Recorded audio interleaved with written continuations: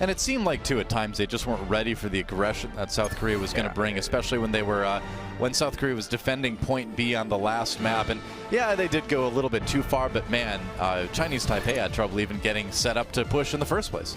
I think why it's so fun to watch Miro on that Winston is because he knows his limits so well. He knows when he can select a target and go in, pick that target off, and then escape back with another jump towards his team. And we really saw it when we were watching from his perspective, his skill on Winston, his ability to place the barrier perfectly to ignore all damage, to play with that wall. And check this out. Okay. All right, it's a real strategy then. Maybe Tyrong was serious because they are actually going with the same thing they used against Australia, the Torbjorn, the Symmetra.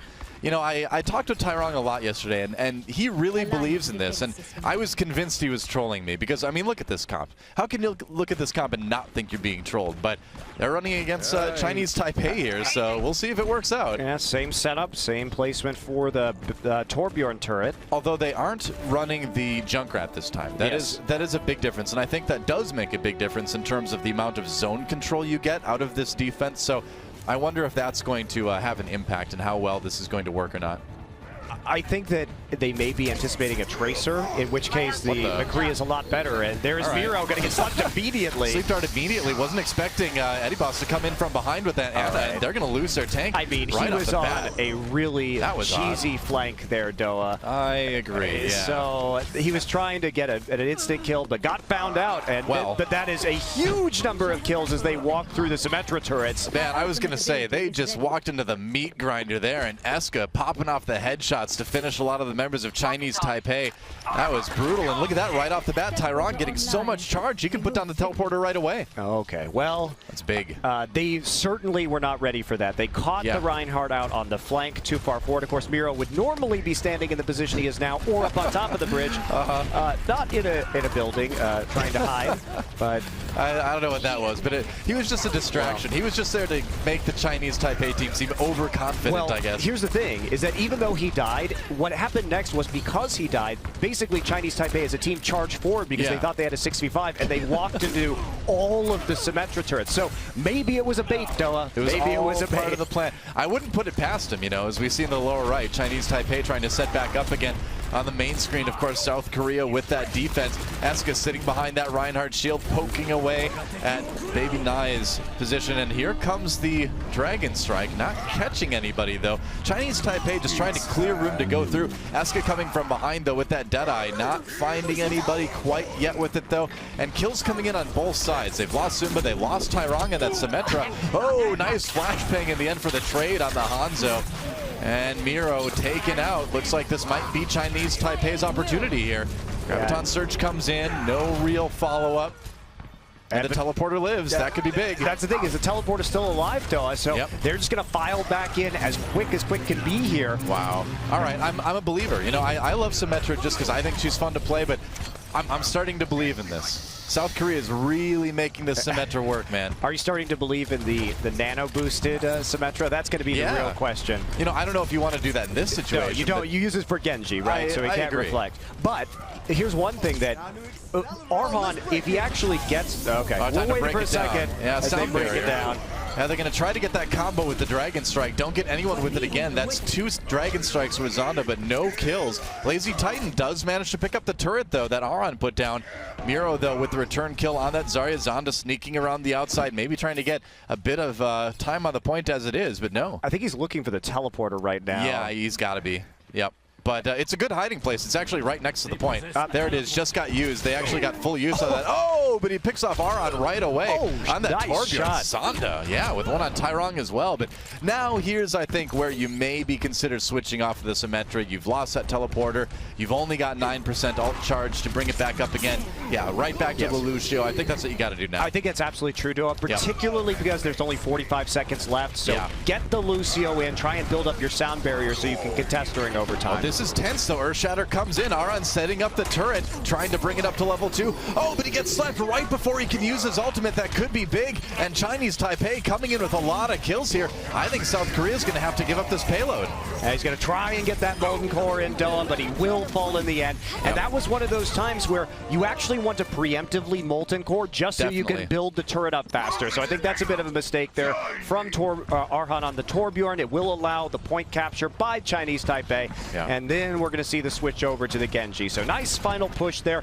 Zonda having a big part of that, getting some crucial pickoffs. You know, it was so close. They brought that down to about 30 seconds until the match would have been over. So, you know, even though they didn't hold all the way, it still worked quite nicely. Lazy Titan comes in. He gets caught in the Tobelstein over from South Korea. That Graviton Surge bringing in a couple kills, but the kills come in for Chinese Taipei with the return Graviton Surge from the other side, and they're going to keep that payload going.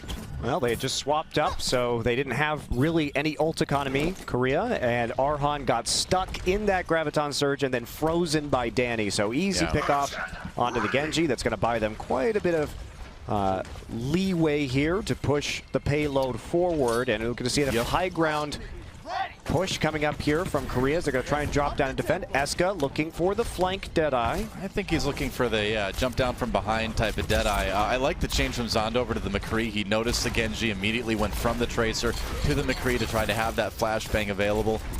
And we'll see how South Korea defends here on the bridge here. Eska going down though, Zonda coming in from behind, and now they know that McCree's up for Chinese Taipei. Sound barrier used on the red team side. Sound barrier now coming in for South Korea as they try to defend, but they've lost a lot of people already.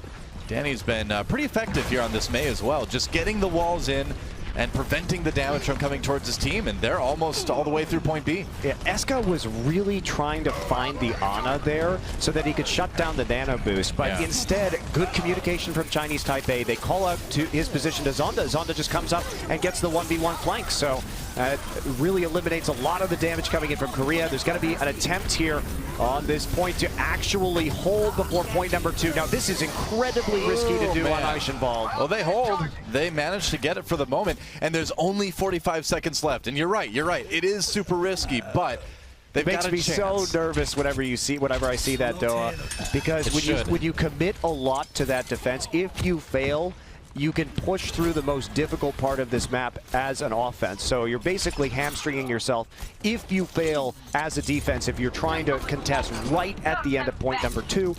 Ends up working out, and now Arhan just skirmishing on the outside, and he does not reflect. Whoa, all right, but time to fly.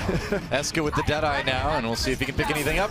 Oh, he does get Eddie Boss. Actually, I believe he got 2 with that before the Sleep Dart came in. I think that was a bit brave of Eddie Boss to try to go for that while the Deadeye was channeling. Meanwhile, Lazy Titan taken down. Graviton Surge comes in. South Korea, they may be able to defend it. There's the overtime. I think they've got it. South Korea, oh wow, actually Zonda switching back over to the Tracer. Can he keep it going long enough for his team to get there? They're all streaming in. There's Danny, throws down the wall, gets a bit low on the outside, and he's going to stay alive with the ice block.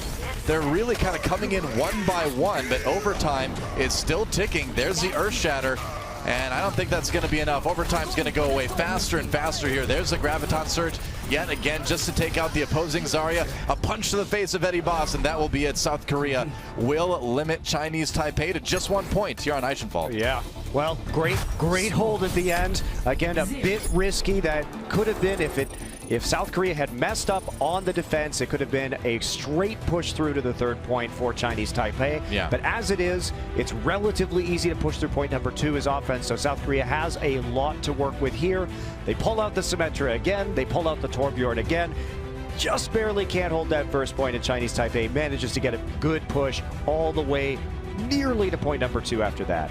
Yeah, I mean, I think we're seeing what we expected out of this match, right? As we take a look at some of Eska's stats on McCree here, really playing an awesome McCree as usual, no surprise there. But we expected South Korea to come into this with an edge, but we also expected Chinese Taipei to at least give South Korea a bit of a challenge, and they certainly are doing that so far. Yeah, that's certainly the expectation as we head into the other side of Eichenwald now. So South Korea going to be running with Arhan on the Genji potentially, and nothing too surprising coming out of Chinese Taipei, going a little bit tank heavy, triple tank, but when you have that 1st point defense, if you can hold the archway with the Reinhardt and the Mei, you can just force them into some smaller chokes to come through around the sides. Yeah. Well, looks like Chinese Taipei setting up with a triple tank defense again. No reliance on the Roadhog this time, though, as they are going with Zarya Winston and the Reinhardt. But we'll see. I'm curious to see if Zunba is going to stick on that Widowmaker, right? He's going to play Zarya. Yeah. He will most likely play Zarya right here. You never know. I mean, you can maybe do a surprise Widowmaker on this map and try to just walk in behind the Reinhardt. Nope, there's a Zarya switch. Well, a man can dream.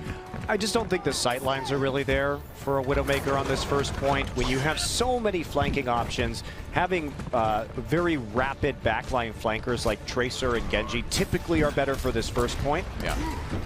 All right, here we go. South Korea trying to push forward. Zonda up on the high ground there. Eska just firing some bullets and take down that shield quickly. And Chinese Taipei just doing everything they can to delay this push from South Korea. As they come through, nice kill onto Lazy Titan. Eska already doing work. They've got a couple, and they are just going to bulldoze their way forward. Zunba with 2 on that Zarya already.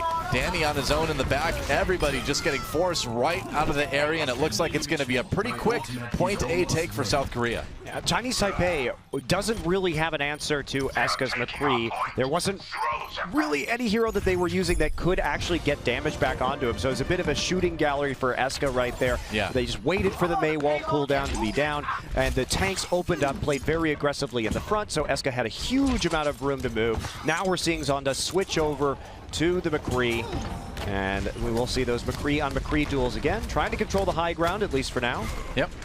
Generally what you have to do is the defense on this map, but it's tough against a Genji like Arhan. I hear a nano boost being used somewhere. Chinese Taipei trying to give themselves some sort of advantage. They go ahead and put it down onto Baby Na as he goes in with the Reinhardt. Arhan biding his time, though. He's got that Dragon Blade ready, and now he's going to go after it. Watch out with the flashbangs right there. Oh, that was so close, man. He's a little bit lucky that he didn't die to the fan the hammer. Meanwhile, the rest of his team pushing that payload forward. Danny forced to ice block there as he backs off into the bridge already. So Chinese Taipei did okay on offense, but they are giving ground very quickly on the defense. Even though that push was successful, Doa, I do question that Dragon Blade usage just a little bit onto Zonda. He wasn't close to getting the Deadeye up. Also, Arhan known for his Genji play, but I feel like his reflex today have been really off when we've been watching him in the first person. He's just not playing the mind games properly, and his reflexes aren't there to block some crucial abilities. That's a bit awkward. They're going to drop the Graviton Surge on the outside, though. Eska grabs a couple with his own Deadeye, and South Korea, you know, awkward Genji play or not, they are certainly having no trouble at all bulldozing their way through Chinese Taipei, and they are almost done with this map and this series. If they can push it to that yellow square, that's going to be a 2-0. Esko's got the nano boost now, gets the headshots onto Lazy Titan, has to worry about this Ana now. I don't think it's going to be a big problem.